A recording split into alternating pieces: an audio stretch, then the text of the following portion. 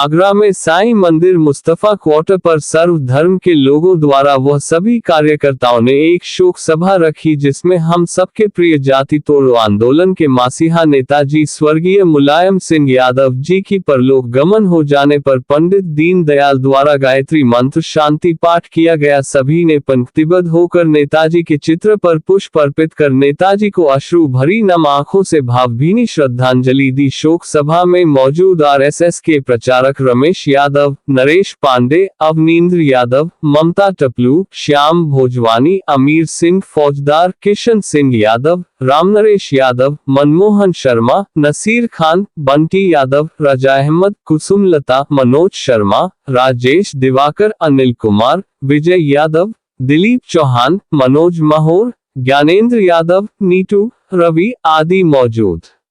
नेता कहा जाए कि राष्ट्रीय नेता ही बोल सकते हैं, क्योंकि वरिष्ठ हर पद के अधिकारी, हर भाजपा या सपा हो या बसपा के हों, सब उनके दर्शन के लिए आए। नेताजी ने जब समाजवादी पार्टी की स्थापना करी थी तो उससे पहले नेताजी कभी दलों को नहीं देखते थे। नेताजी के संबंध सब जानते ही हैं, जैसा कि जो वर्तमान के रक्षा मंत्री राजनाथ सिंह, उनकी मित्रता कहीं छुपी नहीं है। नेताजी से जो एक बार नेताजी का ऐसा सिद्धांत था कि एक बार जो नेताजी के पास आएगा, नेताजी उसे निश्चित कुछ ना कुछ दे के लौटाते थे। कभी कोई उनके दर से खाली हाथ नहीं आता था, चाहे वो विरोधी हो, धर्म विरोधी भी नेताजी की तारीफ़ें करते हुए नजर आता था। और नेताजी का जो समाजवाद पार्टी बनाने का निश्चय था, वो जो था कि दलित सबको सम्मान देने का काम जो नेताजी ने कराया, वो बड़ी पहचान है। हम लोग निश्चित हमारा नेताजी परम श्रद्धेय जो आज देवलोक को चले गए हैं, तो निश्चित समाजवादी पार्टी का ही नहीं, राष्ट्र को बड़ी हानि हुई है। आपने जैसा कि कहा कि धरती, मुझे याद है कि भारतवर्ष में शायद धरती पुत्र के नाम से किसी और को नहीं बुलाया।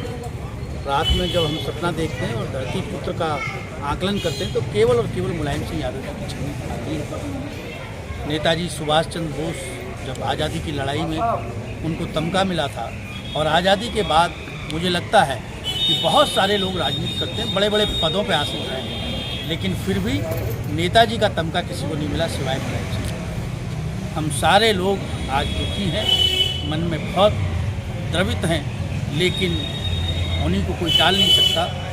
जिसको आना है वो जाएगा जरूर, लेकिन इसी तरह से हम लोग शोक सभा करके उनके बताए हुए रास्तों पे, सिद्धांतों पे और कार्यक्रमों को लेकर हम धीमे धीमे अपने मन को हल्का करने की कोशिश कर रहे हैं। और आगे आने वाले समय में हम पुनः अखिलेश यादव जी का हाथों को मजबूत करेंगे और समाजवादी पार्टी को और आगे ले जाने का प्रयास करेंगे। मैं छावनी से प्रत्याशी श्रीमती ममता टपलू।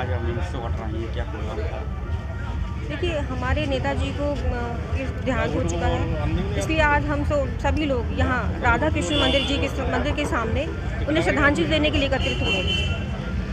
आपने एक ऐसी बात देखी होगी कि यहाँ पर सभी दलों के नेता, सभी समाज के लोग यहाँ उपस्थित हैं, क्योंकि हमारे नेताजी का जो स्वभाव था वो पूरे समाज को साथ लेने का था।